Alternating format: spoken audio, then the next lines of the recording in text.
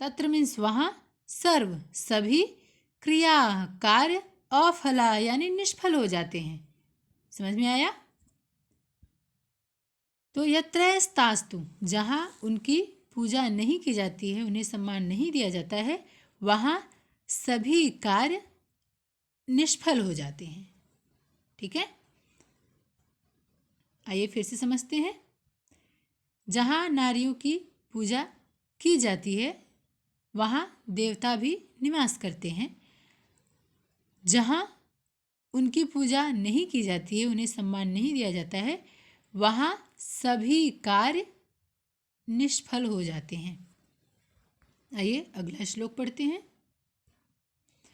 तस्मादेता सदा पूज्या भूषणाच्छादनाशनैः भूतिकामनैर्नरैर्नित्यं सत्कार्येषु उत्सवेषु च। आइए अब विश्लेषण करके इसको समझने का प्रयास करते हैं। तस्मादेता संधि विच्छेद है, यहाँ पे व्यंजन संधि है। तस्मात् धन एता,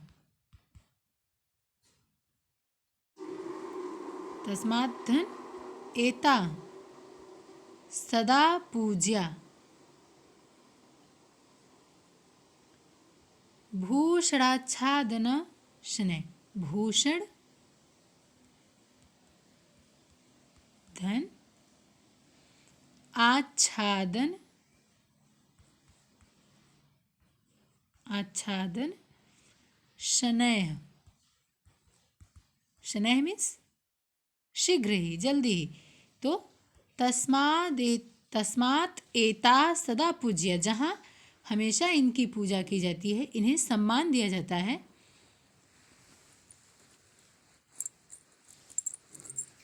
भूषणाच्छादन शनैः, शीघ्र ही वह स्थान, वहाँ के लोग धन वैभव से संपन्न हो जाते हैं।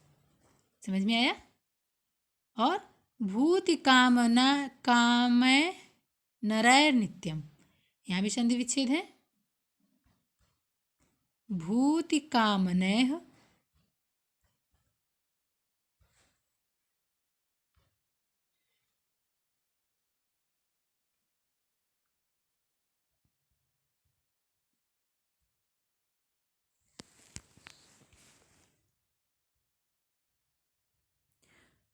फिर से समझते हैं।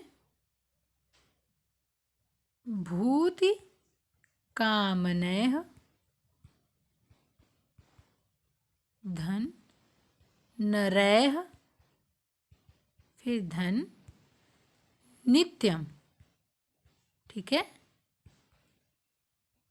भूति मीन्स भूति कामनैः यानी उन्नति चाहने वाले नरैः व्यक्तियों के द्वारा नित्य हमेशा ही इनको सत्कारेषु उत्सवेषु च, अर्थात यहाँ भी संधि विच्छेद है। सत्कारेषु धन उत्सवेषु, ठीक है, सत्कारेषु धन उत्सवेषु अर्थात भूति कामनैः नरैः नित्यम, उन्नति चाहने वाले व्यक्तियों के द्वारा सत्कारेषु हमेशा ही इनको सम्मान दिया जाता है। कहाँ? उत्सवेषु च, उत्सवों और समारोहों में, अर्थात हर जगह इन्हें सम्मान दिया जाता है। आइए फिर से इसके अर्थ को समझते हैं। तस्मादेता सदा पूज्या, जहाँ इनको सर्वदा सम्मान दिया जाता है, हमेशा सम्मान दिया जाता है, वहाँ के लोग शीघ्र ही धन वैभव से संपन्न हो जाते हैं। उन्नति चाहने वाला व्यक्ति के द्वारा उत्सवों में, समारोहों में और सभी स्थान पर सदैव ही इनका सम्मान किया जाता है, इन्हें सम्मान दिया जाता है। आइए अगला श्लोक पढ़ते हैं। स्त्रियास्तुरोचमानायां सर्वं तद्रोचते कुलं, तस्यां त्वरोचमानायां सर्वमेव न रोचते। आइए विश्लेषण करके इसके अर्थ को समझते हैं। स्त्रियां तो रोचमानायां, जब स्त्रियां प्रसन्न होती हैं तो सर्वम तद्रोचते कुलम। तद्रोचते में संधि विच्छेद है।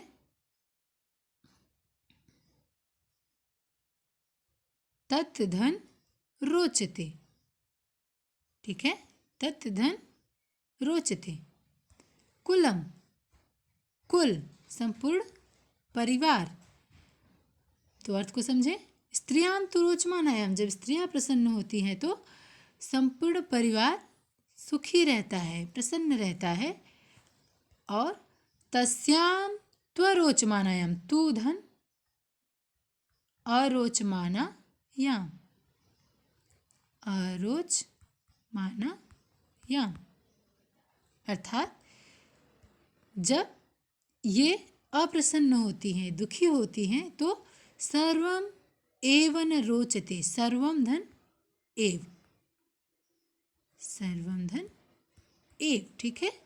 तो जब स्त्रियां दुखी रहती हैं तो सभी दुखी हो जाते हैं, अर्थात परिवार में भी सुख समृद्धि नहीं आती है। आइए अगला श्लोक पढ़ते हैं। ये ऊपर के 3 श्लोक मनुस्मृति में कहे गए हैं, ठीक है। अब आइए नीचे के 2 श्लोक पढ़ते हैं जो महाभारत के शांति पर्व में कहा गया है। न गृहम गृहमित्याहुर गृहिणी गृहमुच्यते, गृहम तु गृहिणीहीन मरण सदृशम मतम। अब आइए विश्लेषण करके इसके अर्थ को समझते हैं। न गृहम गृहमित्याहु गृहिणी, देखिए यहाँ पे संधि विच्छेद है। गृहम धन इति धन आहु धन गृहिणी,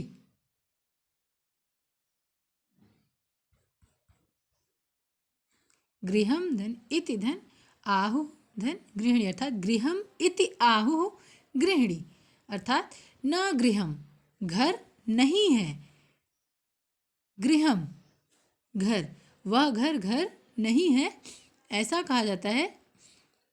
इति आहु, इति ऐसा, आहु कहा जाता है या कहते हैं, कहा जाता है या कहते हैं, ठीक है, कि वह घर घर नहीं है, घर नहीं माना जाता, नहीं कहा जाता है।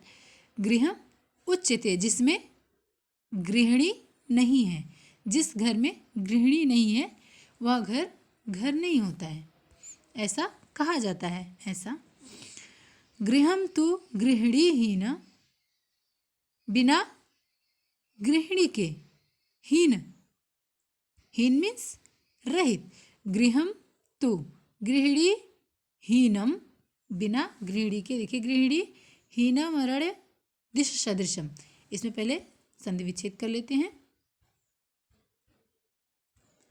गृहिणी हीनम धन अरण्य सदृशम,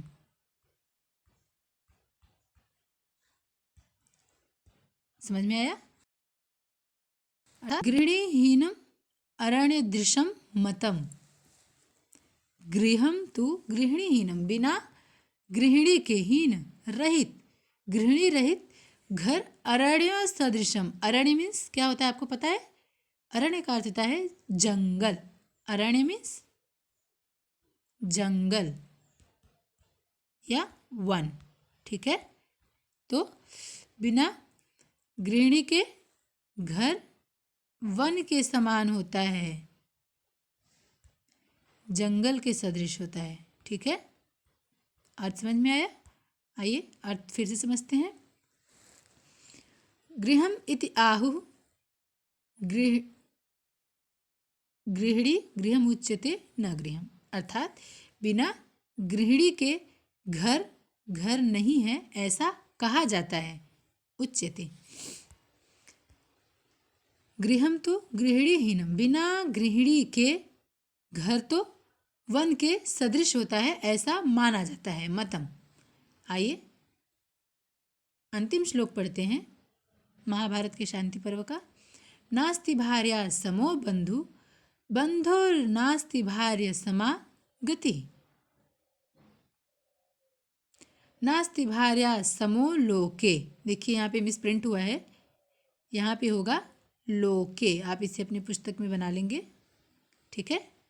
तो नास्ति भार्या समो लोके सहायो धर्म संग्रहे, ठीक है।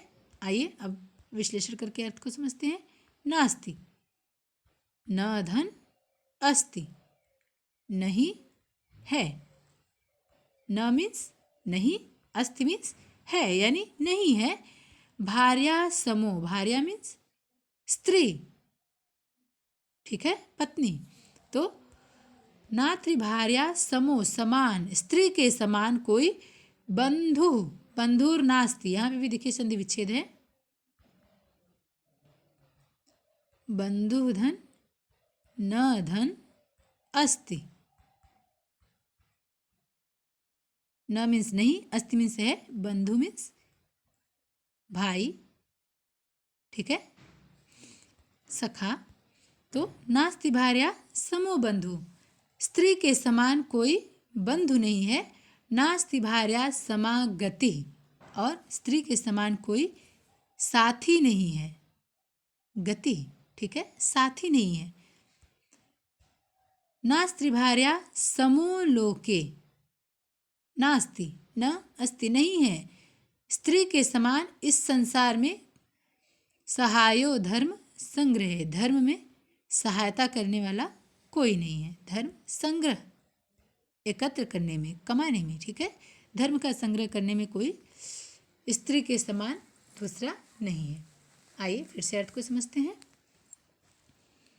स्त्री के समान कोई बंधु नहीं है और स्त्री के समान कोई साथी नहीं है, स्त्री के समान इस संपूर्ण संसार में धर्म का संग्रह करने वाला कोई सहाय नहीं है। सभी श्लोकों का अर्थ आपको समझ में आया? आइए फिर से श्लोकों के अर्थ को केवल समझते हैं। ध्यान से आप लोग इस श्लोक को देखेंगे और उसके अर्थ को समझने का प्रयास करेंगे। जहाँ नारियों की पूजा की जाती है वहाँ देवता भी निवास करते हैं, जहाँ इनकी पूजा नहीं की जाती है अर्थात इन्हें सम्मान नहीं दिया जाता है वहाँ सर्वा क्रिया, सभी कार्य निष्फल हो जाते हैं।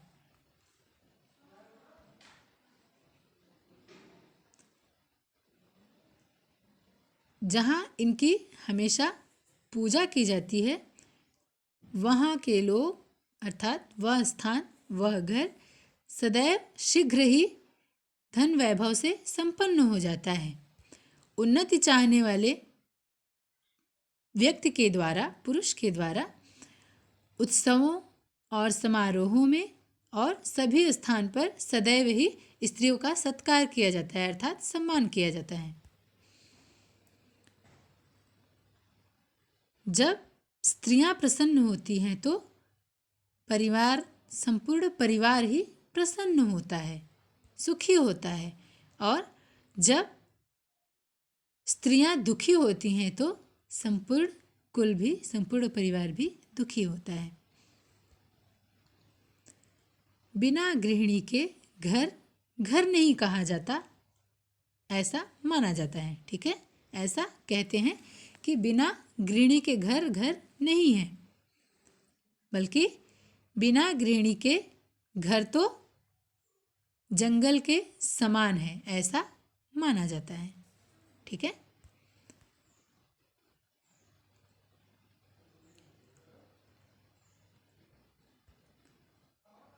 स्त्री के समान कोई बंधु नहीं है, स्त्री के समान मित्र नहीं है, स्त्री के समान इस संसार में धर्म का संग्रह करने में कोई सहाय नहीं है। समझ में आया आपको? पाठ में दिए गए सभी श्लोकों के अर्थ को आप लोग लिखकर याद करेंगे और सभी श्लोक को याद करके उसका उच्चारण करेंगे, शब्दार्थ लिखेंगे और अभ्यास पुस्तक में दिए गए कार्य को पूरा करेंगे। धन्यवाद।